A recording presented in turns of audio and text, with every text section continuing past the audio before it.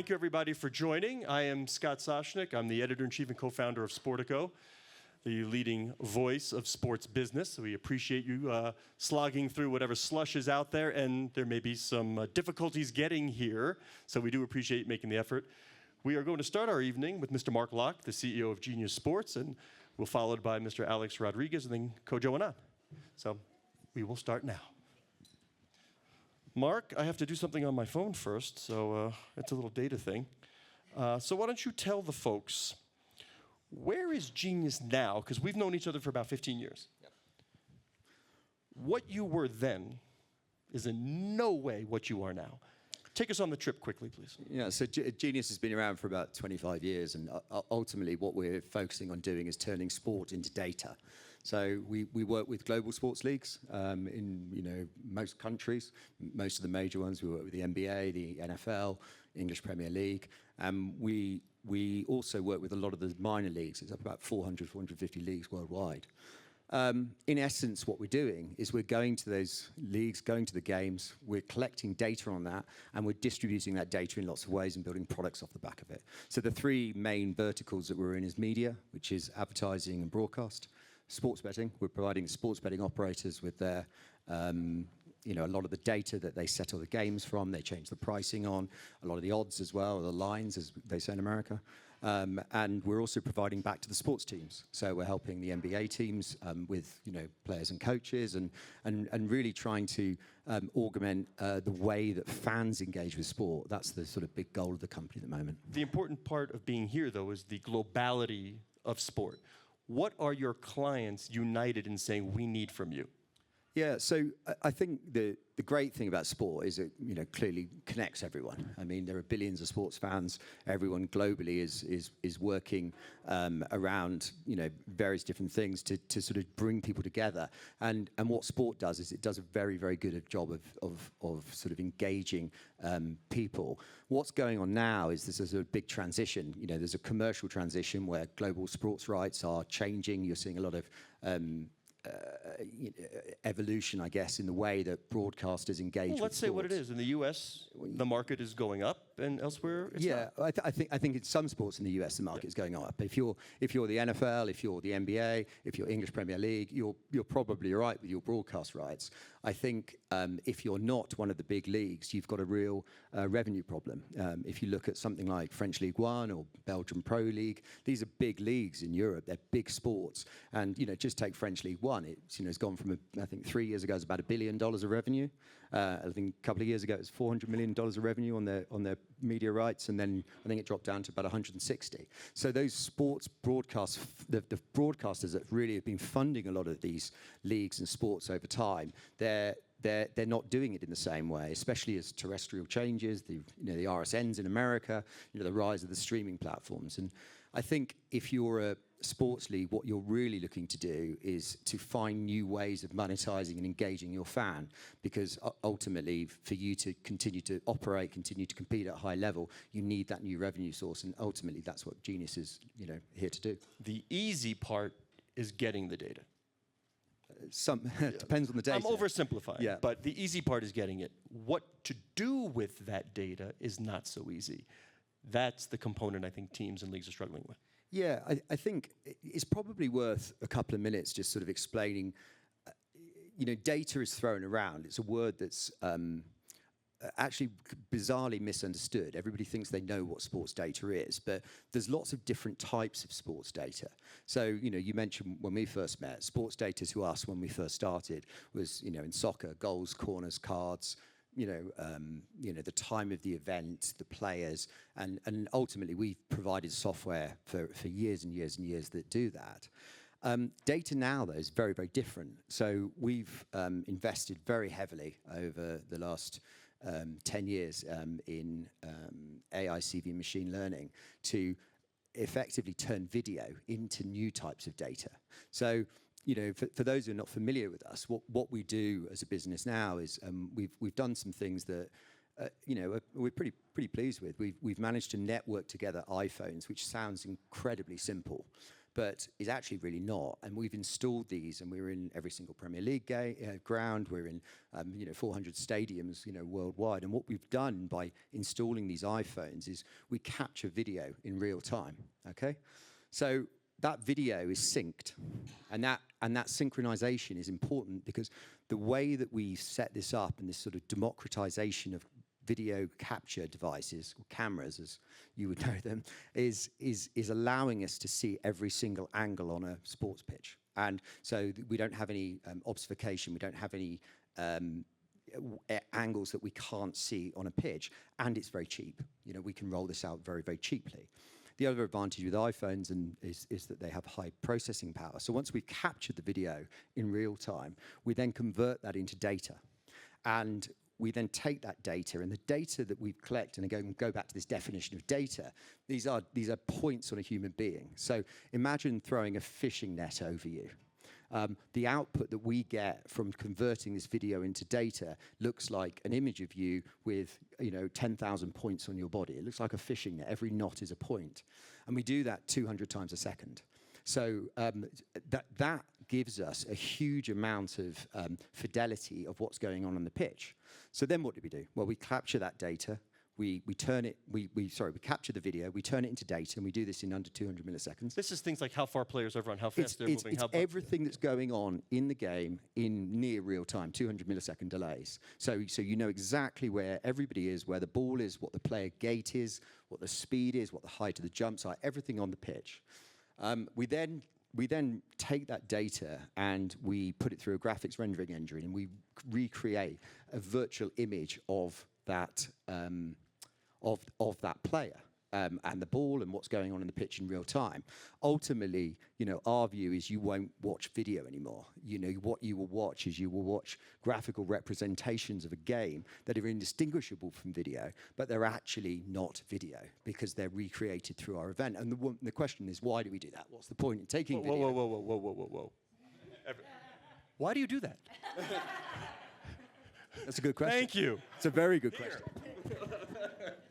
So the reason that we do that is because the output is a render of everything that we've captured on the pitch, and we can control that output. So if you're an advertiser and you want to put your logo on a particular player, if you want to create a monetization strategy where you sell different camera angles, you can be the ball, you can be a certain player, you can change the color of a shirt, you can put a logo on the pitch. All of that becomes available to you to do through this engine. Should I be nervous if I'm a broadcaster? A standard broadcaster? It's a really good question because I think a standard broadcasters longer term need to engage with this new technology in order to drive their advertising revenue. I think what we're seeing is a lot of the broadcasters. A lot of the challenges that people like the RSNs have had is that they have sort of single broadcast, whereas the old broadcasts that you're getting from people like Amazon and Peacock with the Premier League, they're taking a lot of oxygen out of the room, and I think that's very attractive to advertisers. So I think that's a really important thing to be focused on for sure. Okay, that's data in terms of broadcasts.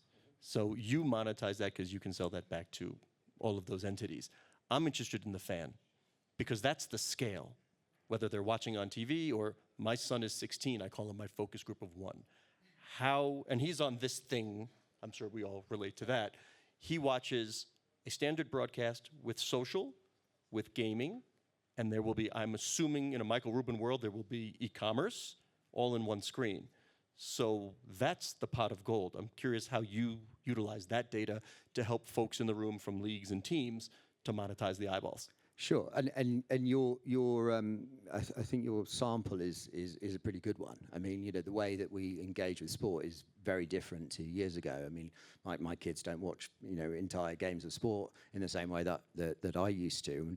And what the technology stack that we've developed and we've now put live in the market, the number of applications we've got for it, what it does is it creates a new level of engagement for fans. So your son can watch shorts, they can watch things on Instagram, they can watch the game, they can watch multiple games, they can choose to put overlays on those particular games, all because of this is built off of the data that's actually collected from the game, not the actual video itself. So I think that sort of strategy allows us to take ultimately take what the leagues and the federations and the teams want is to take their game to the fan in a way that the fan wants to engage with it and ultimately monetize that fan for the good of the game going forwards. I can give the vignette in my household for the people assembled. This is how it goes.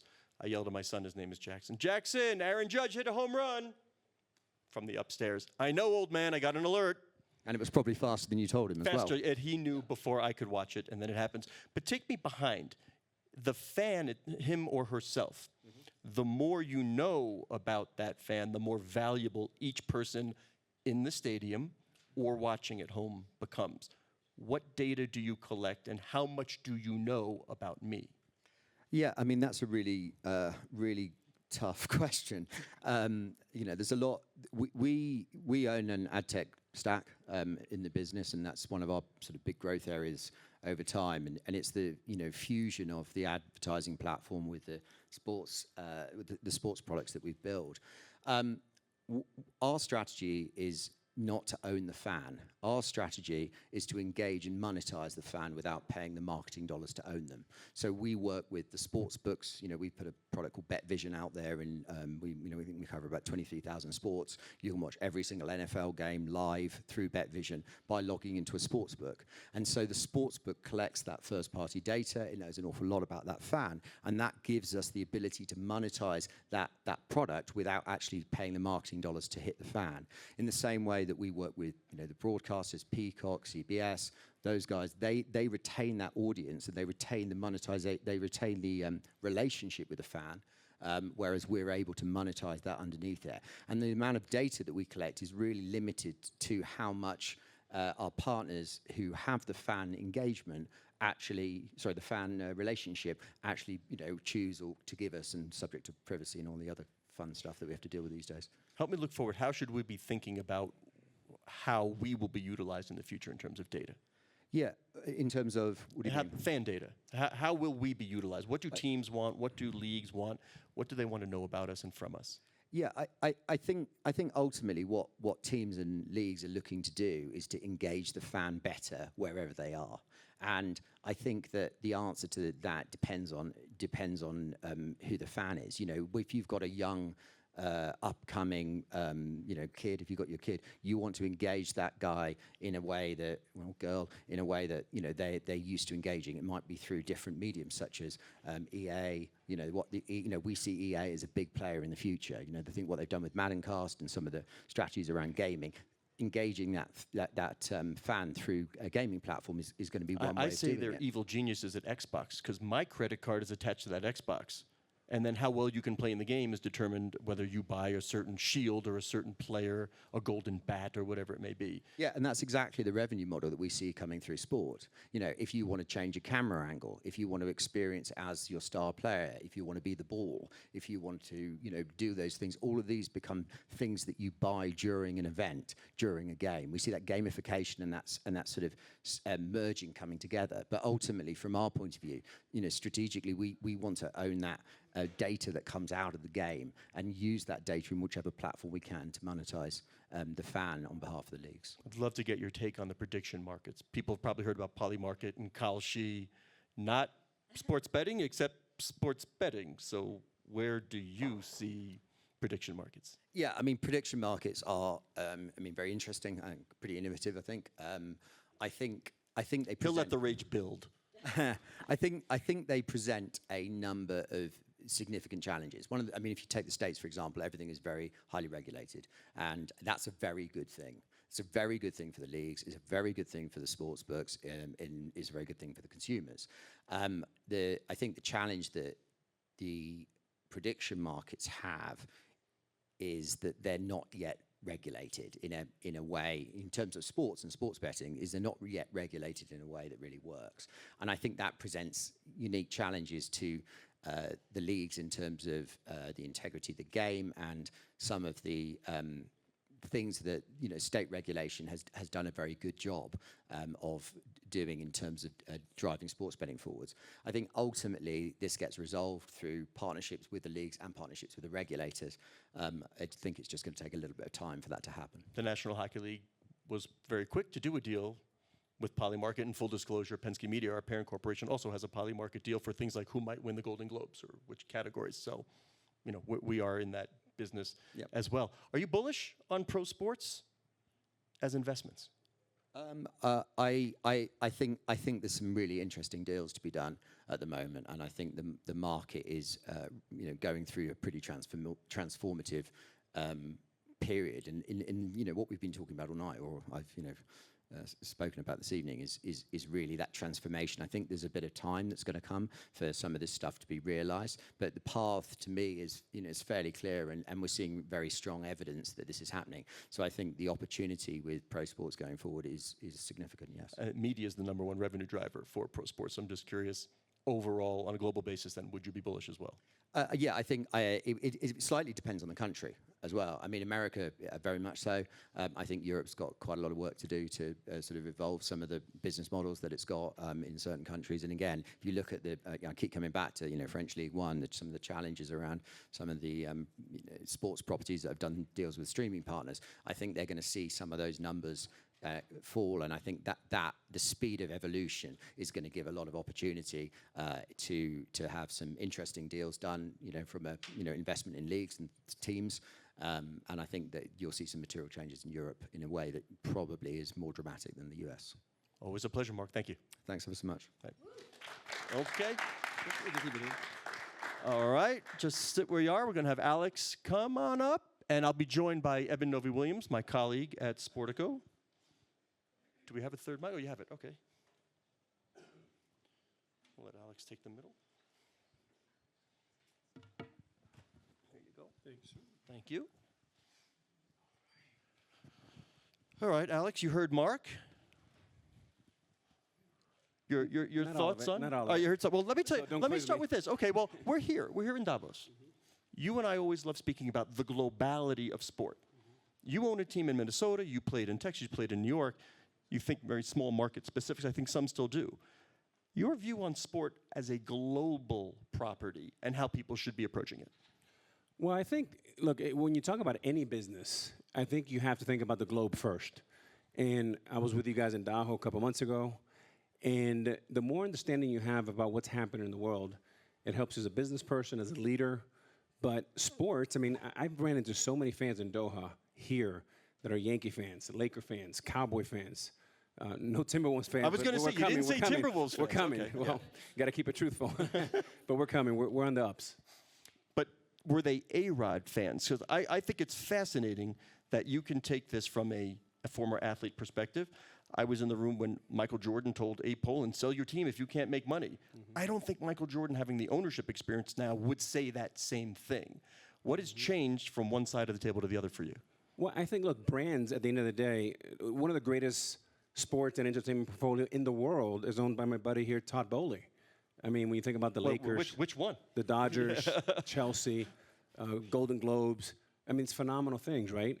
And like for me, I remember as a 15-year-old, I always had the dream of the two Bs, baseball and business. And I've been a lifelong student. And what better classroom for me than Davos to learn from the brightest and the greatest minds in the world? And the more you learn about what's happening in the world, you understand that enterprise and IP has a tremendous amount of value. And it's only getting started. I do think we're in the early stages of growth. We were joking upstairs. The World Economic Forum started in 1971. Sports probably a very, very tiny piece of year one. Here, it's bigger and bigger. And you seem to believe that in 5 years, sports will be a much bigger piece of what we're talking about here alongside the politics and the global economics. Well, there's no question about it. I mean, I've heard so many panels and learning about world politics, AI, what's happening in sports, private credit. There's so many great, fascinating topics. But when you think about it, I bet you in the next 5 or 10 years, 20% of the conversation, maybe 25, will be about sports. And to Eben's point, back in the 70s, I bet you it was 1 or 0%. We talk a lot with folks who buy teams, invest in teams, that sports is an uncorrelated asset class, right? One of the things that has fueled this rise in valuations is that it's different than a lot of the portfolio. I'm curious how much you think that is still true, or are the conversations that we're having here about interest rates or geopolitics, does that also affect the Timberwolves and the Lynx in the same way that it affects other parts of your portfolio that are more traditional investments? Yeah, I think yes and no. Obviously, the better people are doing, the more prosperity there is in the world, the more available dollars there is to go out to the arenas, to the stadiums, and do all of that. But I do think that sports, in many ways, it's almost a double bottom line, right? At the end of the day, we're fiduciaries of these franchises. At some point, somebody else is going to own them, and we have a duty. At a much higher valuation. Maybe. But it is interesting how it is one of the few assets, whether it's music or sports, that bring people together in a very divided world. And if you can go out and hire the best people in the world, and you have a pretty decent team that's in the uptrend, I think if you hold these assets for a long time, you should do pretty well. Along those lines, Alex, a lot of conversations here are about the idea of this K-shaped economy, right? The difference between the haves and the have-nots in global. I see that fight happening in sports a lot. I know you have some statistics about where the Timberwolves are in terms of ticket price versus attendance and things like that. I feel like in a micro sense that as an owner of an NBA team, you must think about that a lot. This idea of soaring ticket prices, valuations going up, and also trying not to price out a big subset of fans who just simply can't afford to go for average ticket prices and above. Yeah, and look, we're in a place in Minnesota that things are pretty spicy there right now, and you feel a lot of compassion for the people and all the stuff that's happening there. But what I will say is, over the last 4 years, we've gone to top 5 in ticket sales. We've gone from 3,000 season tickets to about 12,000 season tickets, but we're still 29th in pricing. And I don't consider that a bad thing. We were 30th when we first bought them, and we hope to be in the top 25, but we don't have ambitions to be anywhere around 12 or 13 because we do have sensitivities to our fan base that can't afford it. And as a kid with a mother that had 2 jobs, I couldn't afford to be, I had to be up in the nosebleeds. So my partner Mark and I are very sensitive to that, and you can make plenty of money from the people that are, on the floor. If you speak loudly, I believe the President of the United States is very nearby. So if you speak loudly, he may be able to hear you. Is there a say? We hear teams are public trusts. Mm-hmm. Do you, as the ownership representative of a team in Minneapolis, have anything to say to the President of the United States? There's a lot of traffic. Leave early. Is that Minneapolis traffic or here now? Everywhere. Alex, you mentioned Todd here. I want to ask you about the Dodgers. I feel like this is one of the biggest questions right now in baseball. There's a potential labor fight coming, and it seems like half of baseball fans view what the Dodgers are doing as great. Someone's investing in players in the game. The other half feel like it is breaking some harmonious access for all teams to compete. How do you feel right now about where the Dodgers are? Huge free agent signing that just happened a few days ago, and what it means for the overall health of baseball. I think what the Dodgers are doing is beyond great. I don't think it's fair that, look, the Dodgers have been one of the greatest franchises around the world for a long time. But when Mark and Todd bought that team, in many ways, they were the laughing stock of the market for many ways because they have lost their ways. The team was purchased out of bankruptcy. Yes. For the highest price ever paid. Yeah. And when you go out and bring in the best people in the world, you put a product on the field that's incredible. They didn't have a guarantee that the fans were going to show up. They had to first lay out hundreds and hundreds of millions of dollars and hope and have the faith that if they brought great people on the business side and great personnel on the field, and it's not just talent, because talent very often does not win. The best teams win with the best character, with the best alignment, with the right culture. And nobody talks about they spent over $100 million in redoing the locker room, right? That starts somewhere behind home plate and ends up in the left field pole. It's like a world underground. They don't brag about it, but when you talk to anybody in the Dodger organization, from players to fans to media, first class across the board. And now we're supposed to say, oh, wait, they're running away from us? Well, that's Do you know what the else's problem. Dodgers have and how they recruit players better than anybody else? Todd, you can back me up on this. Japanese toilets. Toilets, Whatever it Japanese takes. toilets. Turns out players like them.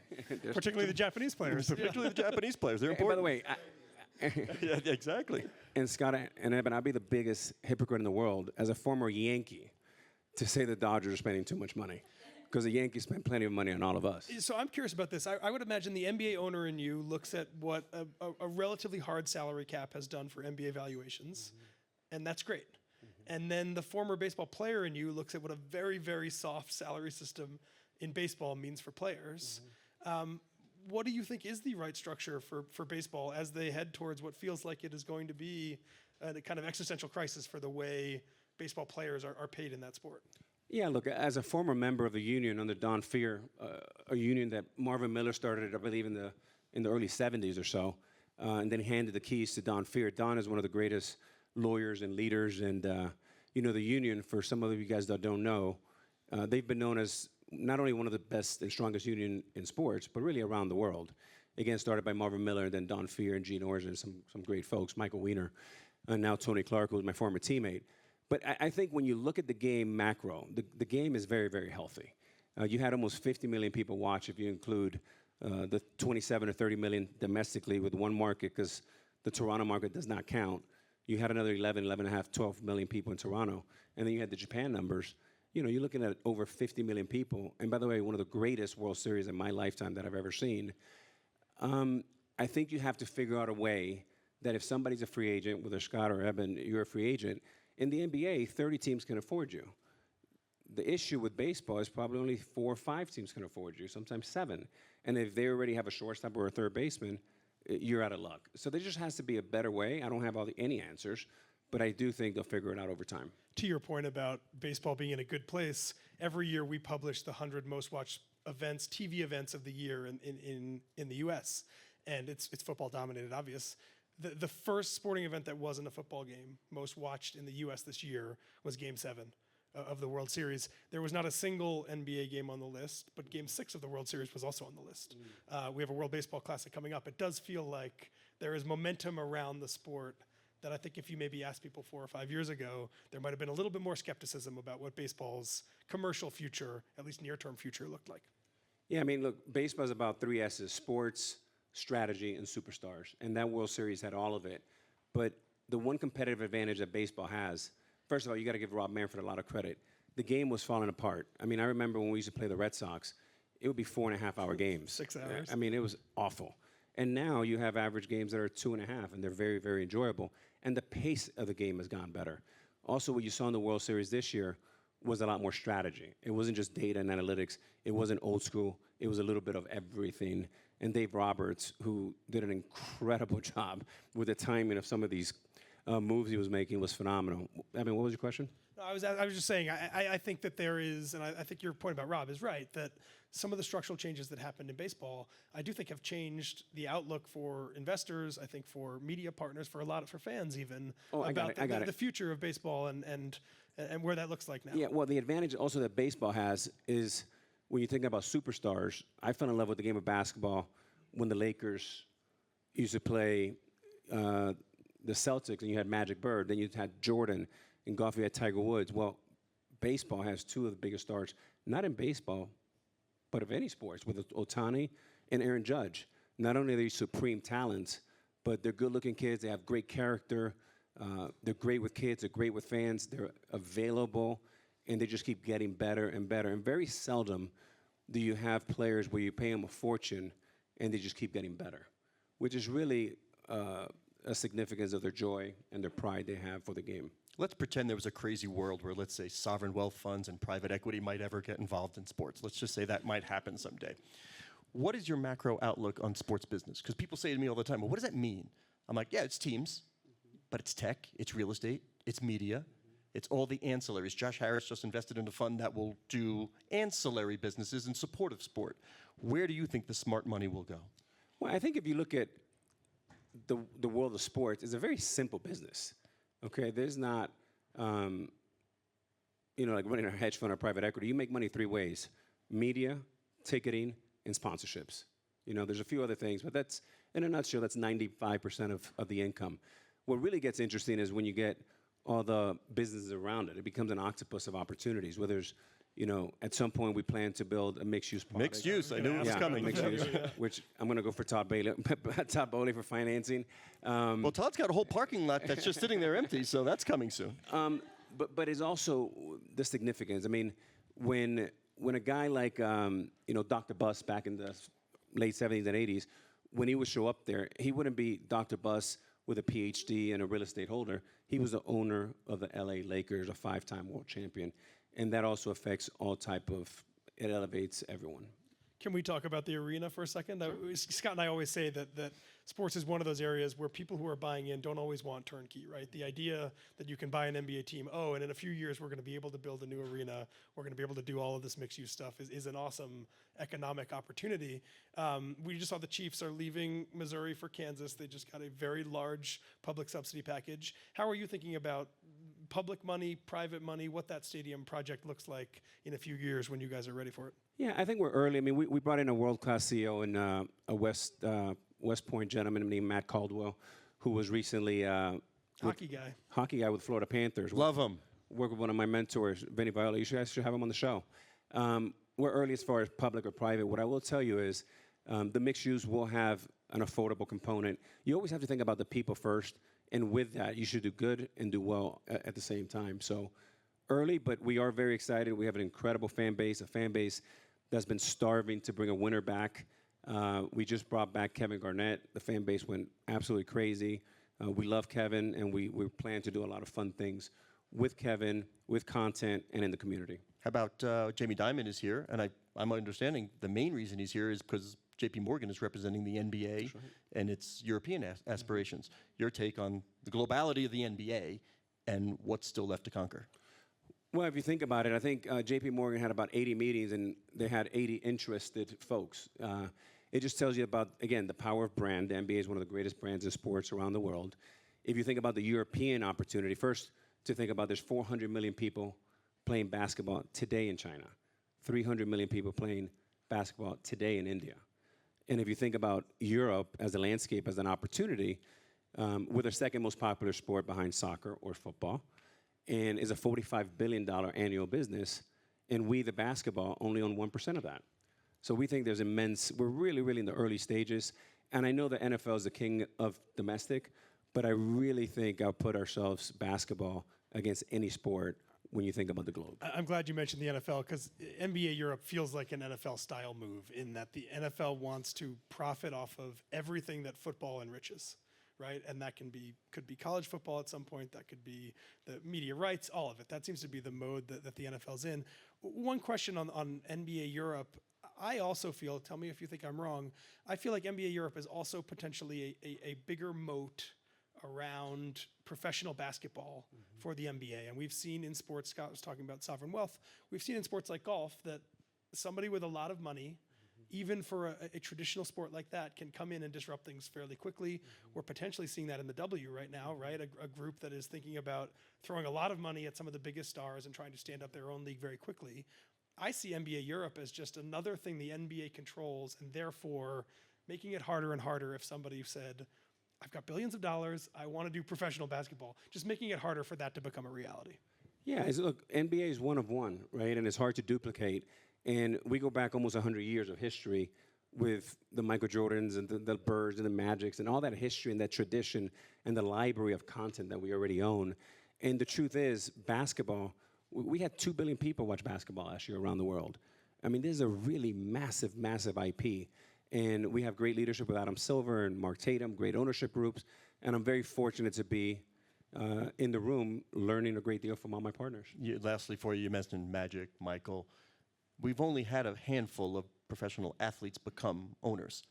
Do you believe, as I do, the pace will quicken, not only because of the salaries that are being paid, but the acumen that athletes now have about becoming investors, becoming entrepreneurs, and starting earlier in their careers? Yeah, Scott, that's a great point. I think, to your point, athletes have never been wealthier, smarter, and more ambitious. And in many ways, they're much more powerful than the legacy media. I mean, someone like a LeBron James can make one tweet and can do more numbers than CBS, NBC, and ABC all put together. So as long as they're willing to put in the work, that's the one thing. I've always said to athletes, as I mentor a lot of them in a lot of sports, now everybody can reach out to each other through LinkedIn or social media. And you can't expect to be in a penthouse because you put in 25 years at the highest level in sports and think that you're going to go and compete with Todd Bowley, right? Because Todd Bowley's not going to come compete with me as a baseball player. You play the games that you can compete. So, but I'm willing to learn under a Todd Bowley or other mentors that I've had over the years. And if you're willing to start not at the basement, you have to start in the basement and have the humility to put in the time and the energy and get embarrassed and ask questions and keep educating yourself, that's what it takes. So if you can combine those two and put your money away and make some smart moves, there's no question you're going to have a lot more owners, both men and women, in the future. I just want to clarify, when you talked about athletes competing with legacy media, you meant except for upstart digital media publications aimed at sports business at Davos. Exactly. That's what I thought you meant. Thank you very much, Alex. I wanted to clarify. Thank you, Alex. Much you. appreciated. Thank you, Alex.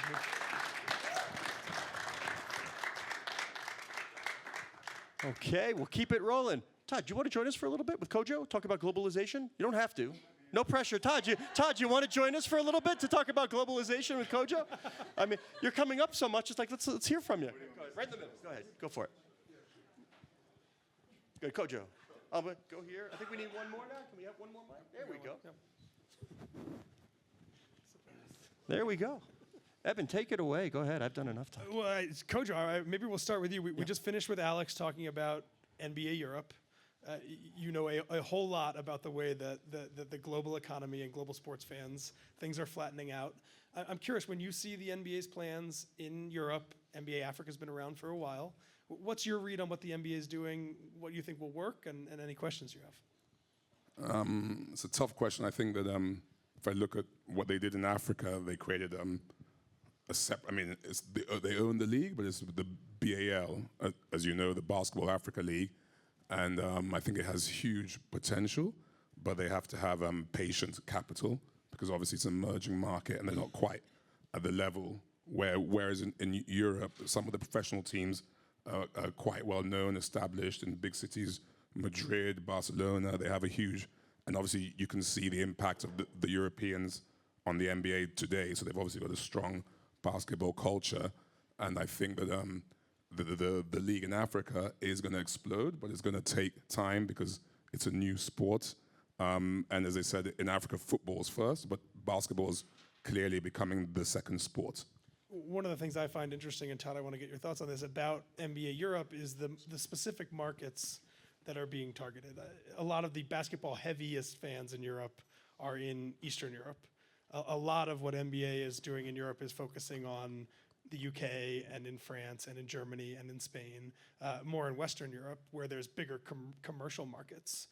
How do you think the NBA should look at Europe as obviously a huge marketplace where the basketball center fans and the commercial centers are not always in the exact same places?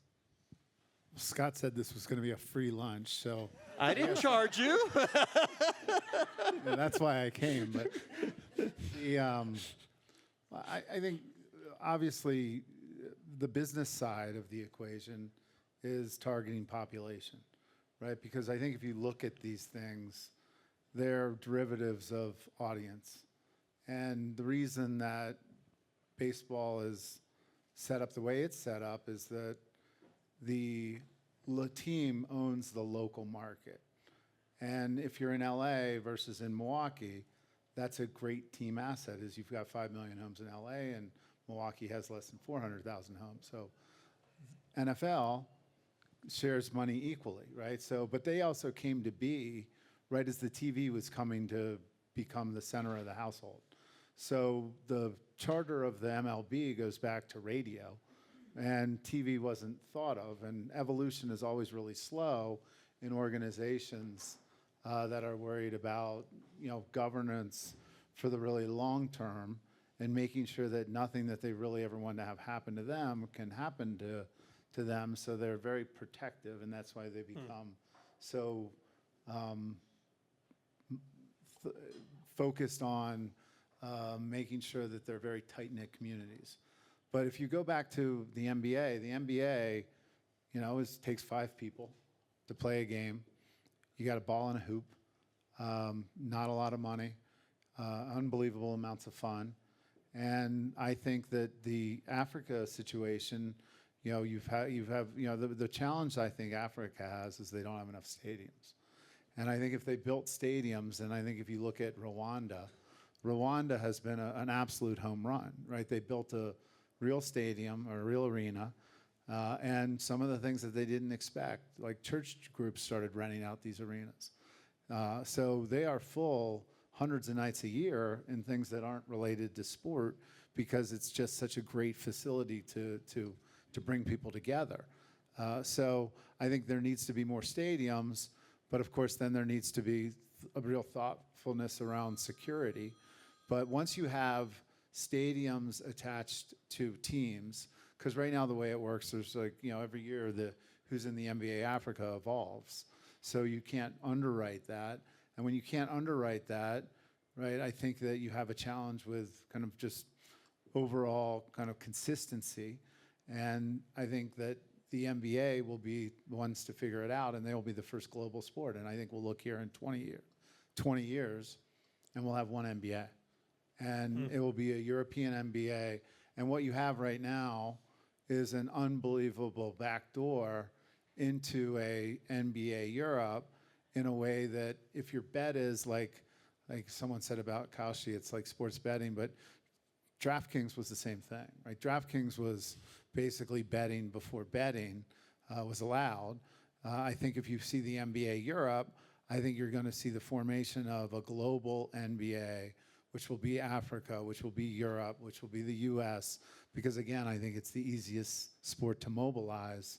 And of course, there's already so many European superstars.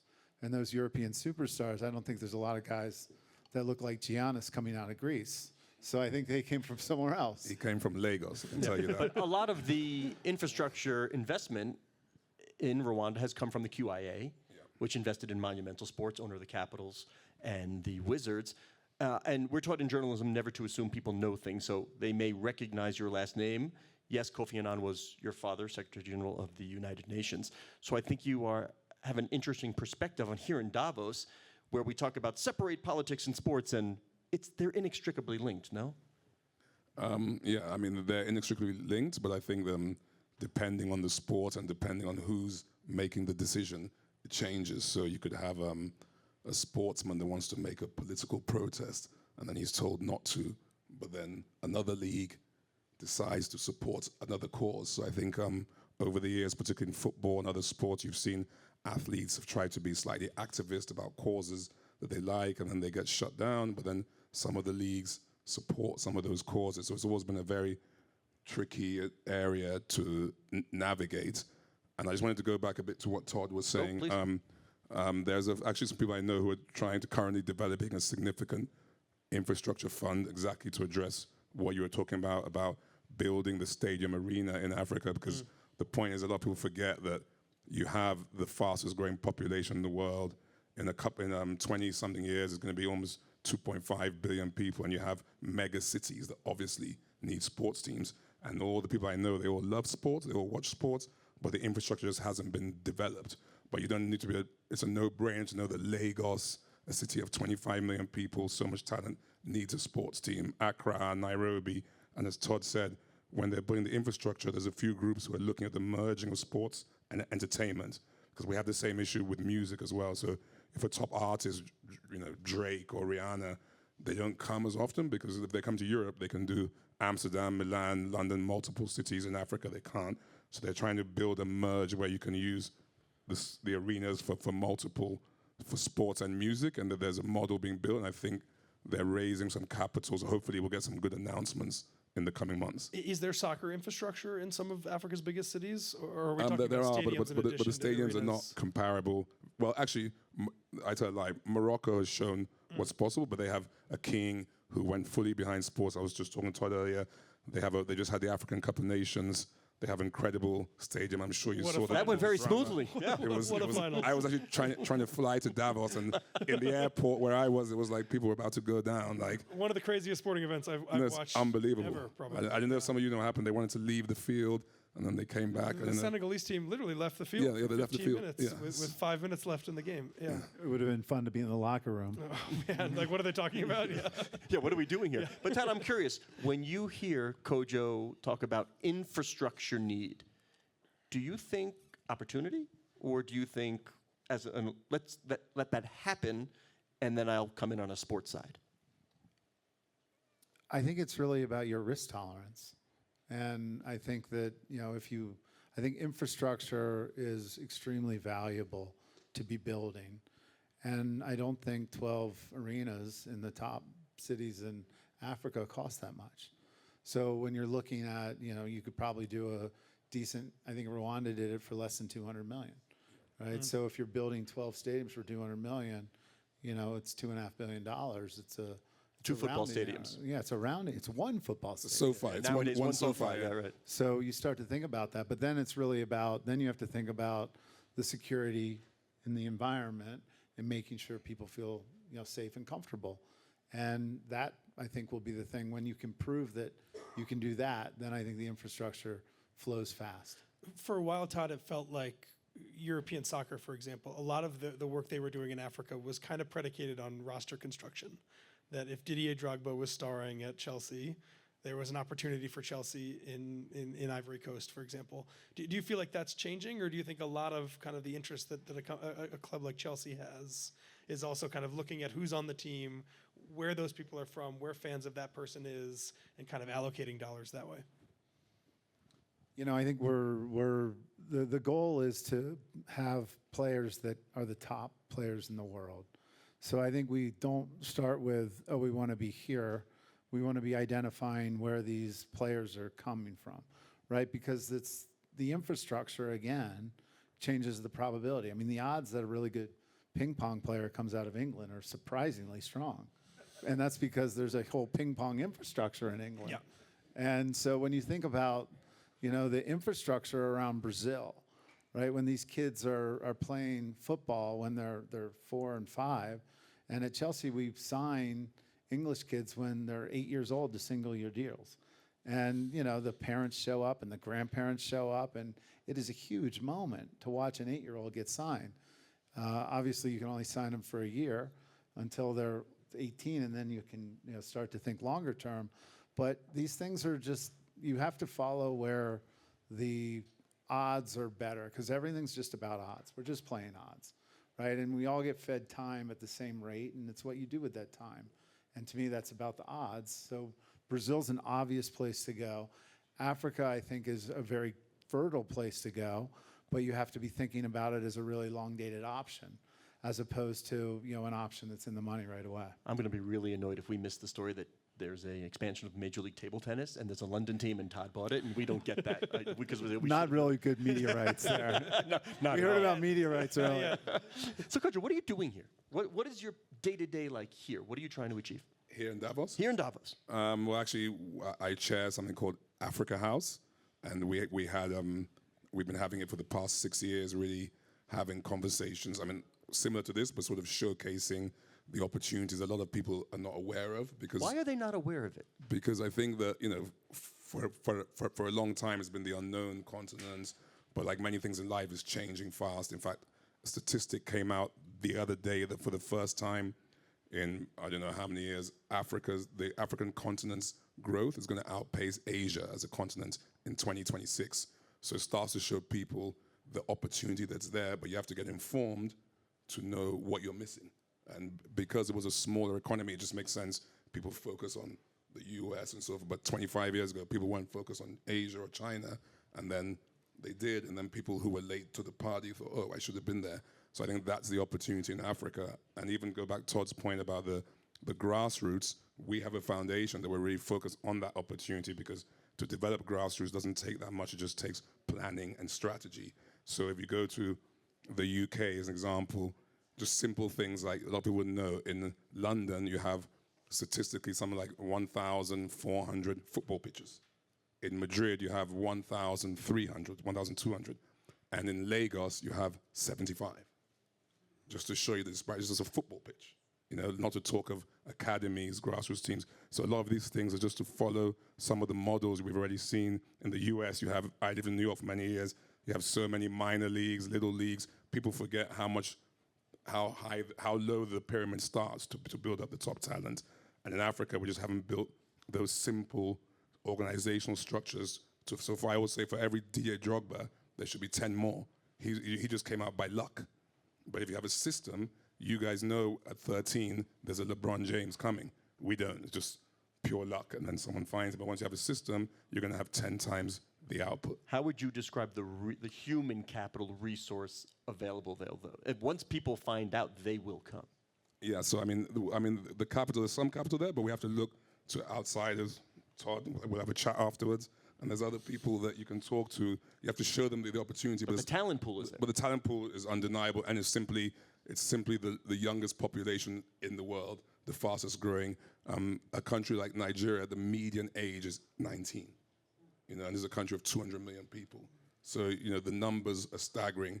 Just the investment and the focus hasn't gone there, and then also a bit of patience with the capital. Is there a baseball parallel of teams running to San Pedro de Macorís in the Dominican Republic? We have a whole system in Uganda now. We signed our first player from Uganda last year. This is the Dodgers? Or Yeah, the Dodgers. So we've been actually developing players because, of course, like what it takes in terms of infrastructure, and we were given an opportunity with the government to be able to make it work. And I think it's been a longer journey than we anticipated, but we're starting to actually see real results. So we've got our first Uganda player coming to America to play in our farm system next year. We talk a lot about how sports is so much of a copycat business. I think the minute other teams in baseball see, the Dodgers are pulling talent out of Uganda, there's going to be 25 other teams that want to be there. What position is this takes one player? or two. Outfielder. He's going to make the final catch for the 7th straight Dodgers World Series. No, I mean, you see talking about that, the NFL. I met someone, Roger and Kiowa, with you a few years ago, and I was telling them that you guys are missing out a big opportunity in Africa. So a couple of years ago, O.C. Umanyora, former New York Giants Super Bowl champion, he leads their Africa practice, for want of a better word, and they had 2 years ago their first combine. And actually, it was in Ghana, but the players came from Nigeria and other countries. Combine players that have never, ever played American football, and 9 or 10 were chosen to go straight to the NFL, just because on the sheer athletic talent that they saw. Well, they'll take a kid out of college wrestling or who's never played football, so why not? It makes perfect sense. We've talked about the fact that in basketball you need 5 people to play, even less. You could have 4 people, and football is obviously different. I think one of the things that Roger and the NFL are looking at with flag football is trying to create a game that takes fewer people and maybe a smaller field, or maybe not even a field at all, so that younger kids in places like Africa and parts of Asia that would never have played American football the way the NFL plays it would play it if they had a ball and a couple. My kids are playing flag football in Ghana tonight. There you go. Yeah, and their team is called Cantonment Should we Eagles. stream it? Can we watch it? I'm sure there's an app we can Live watch how the Barnes, games go. Scott? My son's got a hockey game an very soon. opportunity. So final word as the scheduled guest. Thanks for joining us, Todd. But as the scheduled guest, final word on sport business, any topic you want, to this audience. I think that, I'll stay on the topic that I've been on. I think that I grew up in the States and Europe. Obviously, Alex and Todd and everybody have spoken about the huge, the scale of sports globally, but the passion of sport is everywhere in the world, and just other people haven't had the same opportunity.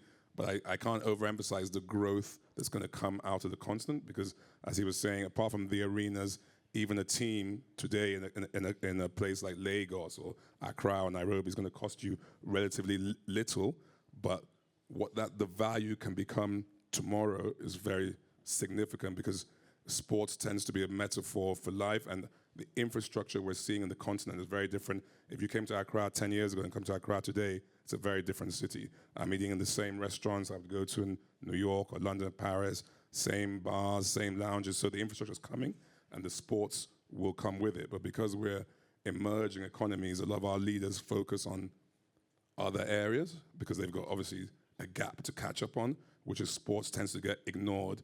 So it has to be driven by private sector and also increasingly outside capital. So people's looking at from the Middle East, from the US, Europe, but I think it's a massive opportunity that people just need to pay a little bit more attention to, because there's going to be so much growth coming in the next 10 years. I love the fact that you said a conversation at one of our events with Roger Goodell is yielding results. And I want to thank you, too, for joining us. And I want to thank our partners at Handshake who help make this happen, because they, like we, understand that conversations like this between people who maybe have never met result in business being done together and relationships being formed. So thank you, everybody, for joining us, and thank you. Thank you for having us.